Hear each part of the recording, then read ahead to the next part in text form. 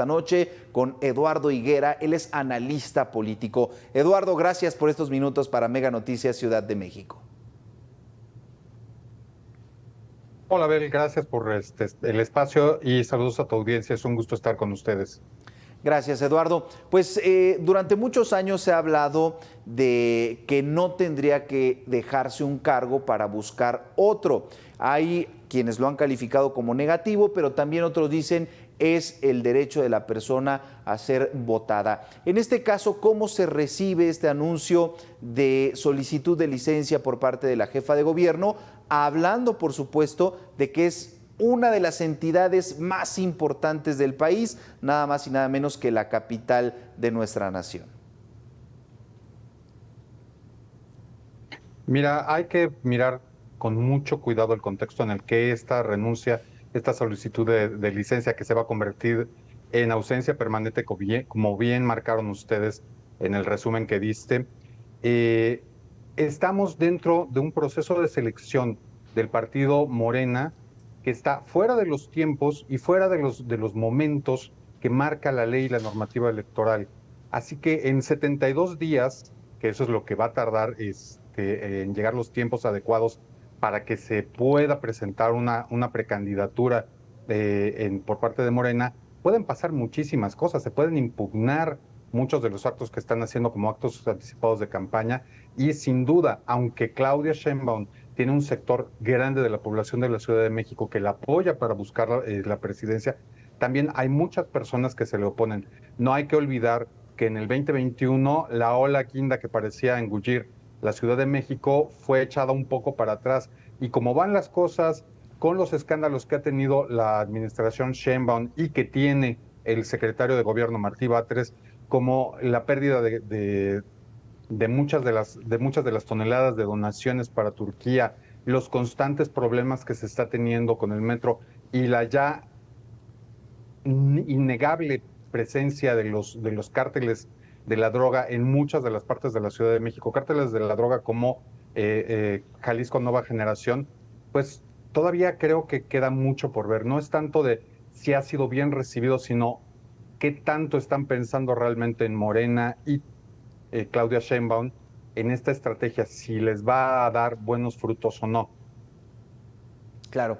Eduardo, mencionabas un punto importante, que prácticamente estaríamos fuera de los tiempos que marca el Código Electoral para realizar estos procesos al interior de los partidos. Y precisamente este tiempo será fundamental y todavía podría cambiar la percepción que se tiene en torno a la hasta ahora jefa de gobierno. Es decir, viene un proceso pues importante, donde ellos afirman que buscarán pues reflectores, que buscarán llegar a los mexicanos para tratar de encabezar ese proyecto de continuidad.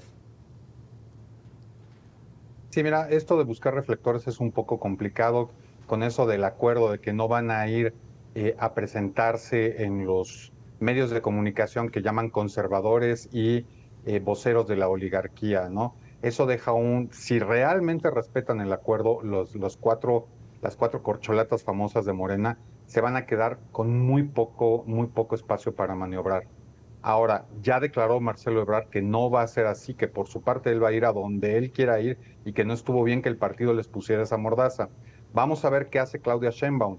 Es muy importante lo que suceda con ella porque hay que pensar que además de los tiempos que no son los correctos de acuerdo con la normativa, ella es la que más presencia ha tenido a través de misteriosas campañas, de carteles, de eslogans, etcétera, etcétera. Ahí hay algo que no estamos viendo y además el acuerdo de Morena no marca una fiscalización de los gastos de campaña, no va a revisar quién va a apoyar o quién no va a apoyar a poderes fácticos, poderes tal vez hasta ilegales a los distintos candidatos o la candidata que tienen a la vista, ¿no? Hay que pensar que la Ciudad de México es demasiado compleja para dejarla así nada más y Martí Batres va a tener muchísimos problemas. De hecho, en este momento ya los tiene porque fue evidenciado que no sabía, que no tenía idea y que no quería originalmente investigar lo que estaba sucediendo con las donaciones a Turquía. Claudia Sheinbaum tiene muchos pendientes y esos se los va a heredar a Martí Batres. Y todo eso, lo que pasa en estos próximos 72 días, ya sea que gobierne o no Claudia Sheinbaum la capital, le va a afectar en su imagen, le va a afectar en su campaña, bueno, en su pre-campaña o en su no campaña, como dirían los de Morena. Claro. Y mencionabas otro punto importante que tiene que ver con los pendientes y sobre todo cómo queda la Ciudad de México.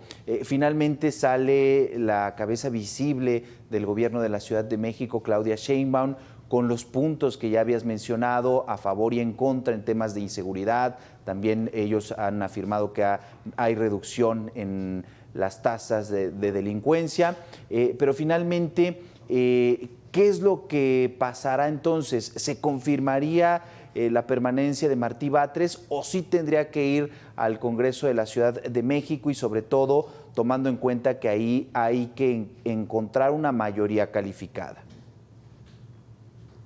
No, con eso no van a tener mucho problema. Morena y sus aliados dominan el Congreso de la Ciudad de México y lo que decida el partido es y el señor presidente es lo que va a suceder. Si Martí Batres se desempeña correctamente, yo podría asegurar que lo van a ratificar. Si él no le sirve a la campaña de Claudia Sheinbaum y es demasiado problemático para el señor presidente, entonces sí podríamos pensar que tal vez en 60 días, antes de que se inicie realmente el periodo de precampañas de la ley, él podría ser removido y poner a alguien en su lugar. Pero yo no lo veo muy probable. Martí Batres es un político con mucha experiencia, es alguien que sabe navegar bien en las aguas de la Ciudad de México y yo creo que va a ser ratificado. Claro. Eduardo, finalmente, ¿qué pasa al interior de Morena con estos cuatro aspirantes? La mayoría tienen que ver o estuvieron relacionados con la Ciudad de México, ya sea como ex jefes de gobierno, como ex titulares de alguna alcaldía, de alguna delegación en su momento. Finalmente, la mayoría gira en torno a la ciudad capital y también tienen ahí sus fuerzas que los apoyan o que en algún momento pudieran calificarles algo como negativo. Sí, tres de las cuatro corcholatas, excepto el secretario, el todavía secretario de Gobernación, han pasado de una manera u otra por el gobierno de la Ciudad de México. Eso habla también de su experiencia, de su conocimiento, porque la Ciudad de México no nada más es la capital del país, sino es donde el centro nervioso, el corazón de la política del país. Entonces, ellos han pasado por muchas experiencias y tienen mucha capacidad para navegar dentro de las aguas de Morena. Ahora, hay que remarcar seriamente un factor que es importantísimo, que es la voluntad del señor presidente. Todos los que seguimos un poco lo que sucedió el domingo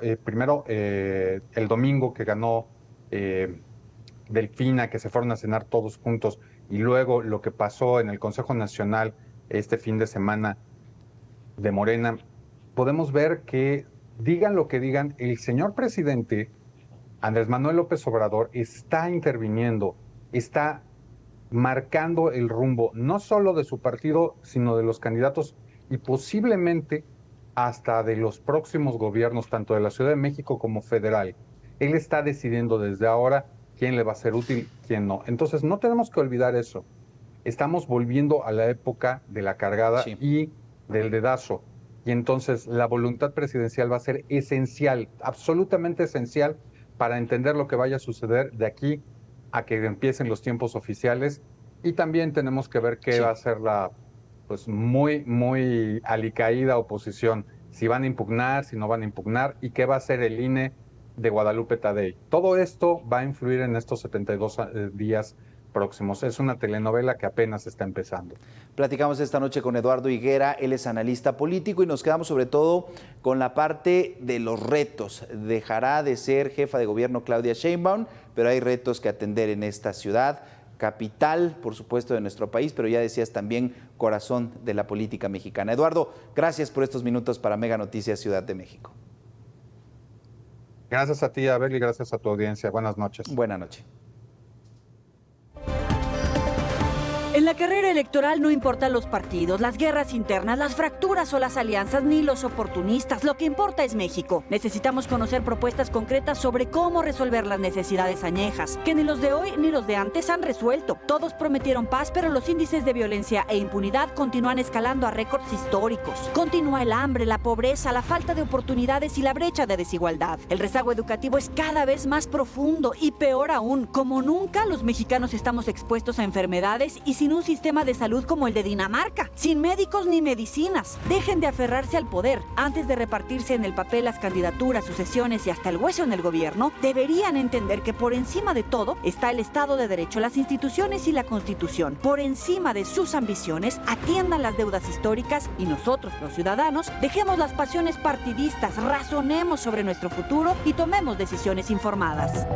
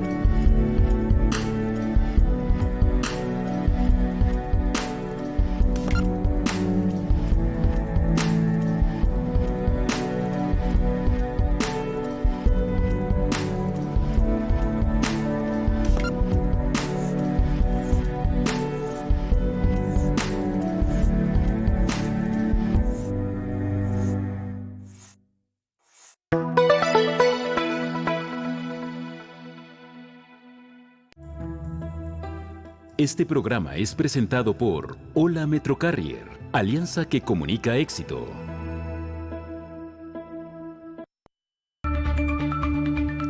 Continuamos con información del centro del país. Vamos con noticias del